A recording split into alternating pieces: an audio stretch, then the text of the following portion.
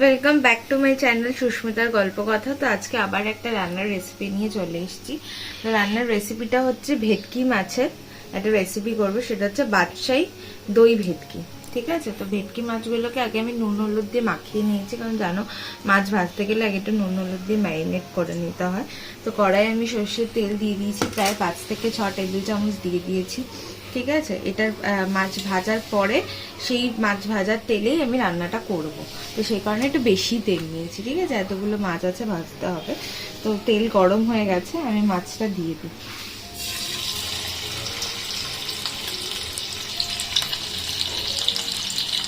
ভেটকি মাছ খুব নরম মাছ, ঠিক আছে, সাবধানে ভাজতে হবে।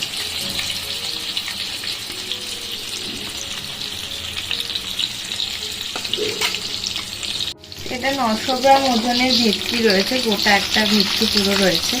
ঠিক আছে, একটু নাড়িয়ে নেড়ে দিচ্ছি যাতে কড়াই আটকে না যায়। হালকা ভাজবো, খুব কড়া ভাজবো না, আবার একদম কম ভাজবো না, মোটামুটি ভাজবো।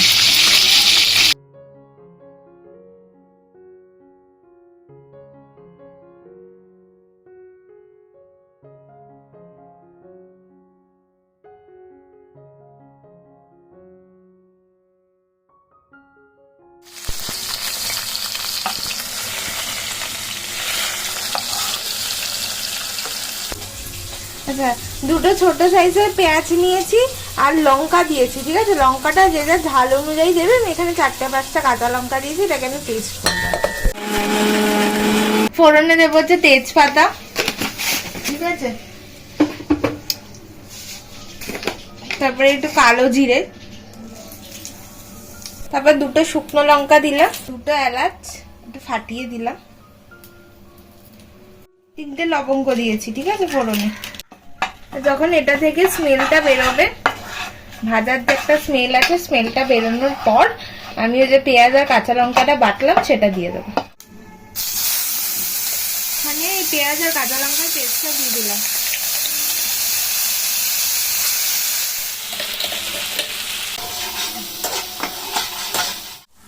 এবার দেবো হচ্ছে আদা রসুনের পেস্ট, 2 টেবিল চামচ দিলাম।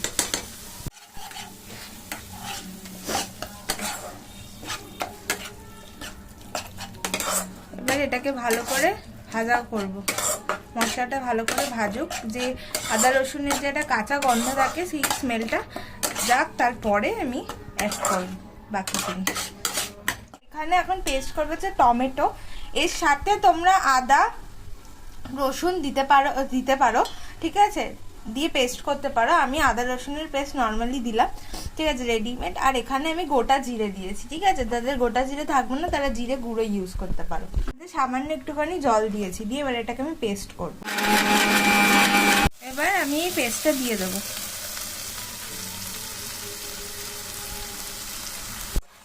এবার টমেটো দিয়েছি, ঠিক আছে, এরপরে আমি নুন দেবো, কারণ টমেটোটা একটু সেদ্ধ হতে হবে। ঠিক আছে, তো সেই কারণে এবার আমি নুন দেবো। নুন দিলাম, ঠিক আছে, নুনটা কিন্তু সবাই স্বাদ মতো দেবে। আমি 1 চামচ দিচ্ছি বলে তোমরা 1 চামচ দেবে এমনটা নয়। নুন ঝাল এগুলো সব নিজেদের স্বাদ মতন দেবে।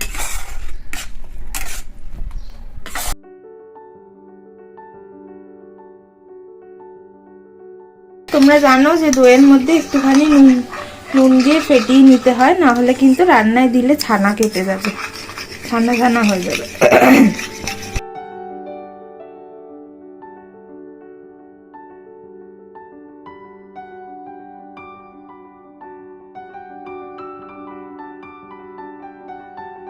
এবার আমি এই ফেটানো টক দইটা দিয়ে দিচ্ছি।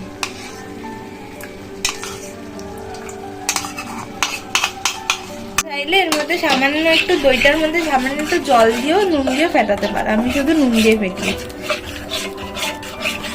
তবে কিন্তু আর কোনো গুঁড়ো মশলা কিন্তু অ্যাড হবে না, শুধু জিরে, গোটা জিরে আমি দিয়ে দিয়েছি। ঠিক আছে, কাশ্মীরি লঙ্কার গুঁড়ো অ্যাড হবে না। হ্যাঁ, ঝালের জন্য তোমরা নর্মাল লঙ্কার গুঁড়ো অ্যাড করতেই পারো, কিন্তু আমি করবো না, আমাদের কাঁচা লঙ্কাটা খুব ঝাল আছে।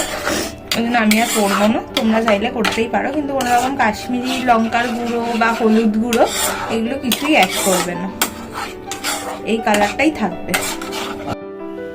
1 2 3 4 5 6 7 8 9 10 11 12 13টা কাটি দিলাম।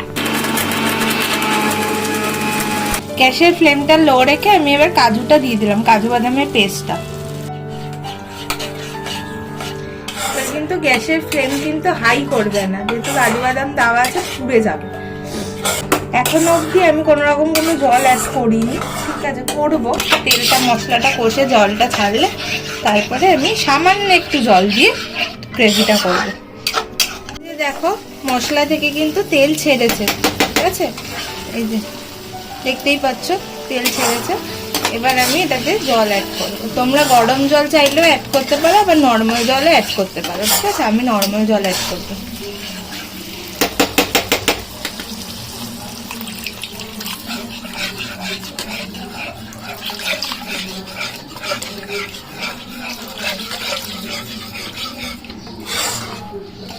A few moments later. গ্রেভির টেক্সচার, ঠিক আছে। এবার আমি মাছগুলোকে ছেড়ে দেবো।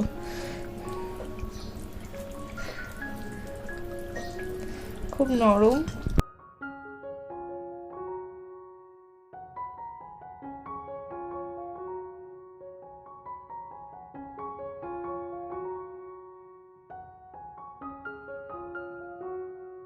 মাছগুলোকে কিন্তু বেশিক্ষণ ফোটাবো না ঝোলের মধ্যে দিয়ে, কারণ মাছগুলো খুব নরম তো সেই কারণে জাস্ট 5 থেকে 10 মিনিট, ঠিক আছে, লো ফ্লেমে মাছগুলোকে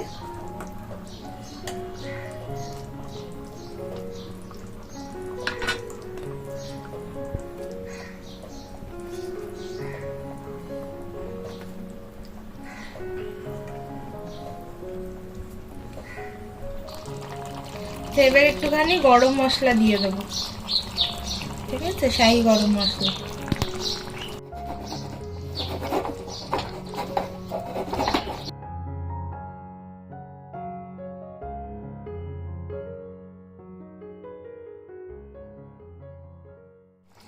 আচ্ছা, রান্না প্রায় শেষ, ঠিক আছে। এবার আমি এটাকে সার্ভ করবো। তো রান্না শেষ, এই যে আমি সার্ভ করে নিয়েছি, ঠিক আছে। তো তোমরাও বাড়িতে রান্নাটা ট্রাই করো। রান্নাটা ভালো লাগলে জানো কি করতে হবে, ভিডিওটা ভালো লাগলে লাইক করবে, কমেন্ট করবে, সাবস্ক্রাইব করে বেল আইকনটা প্রেস করবে, যাতে পরের ভিডিও নোটিফিকেশন পাও। তো চলো, সবাই ভালো থেকো, সুস্থ থেকো, টাটা।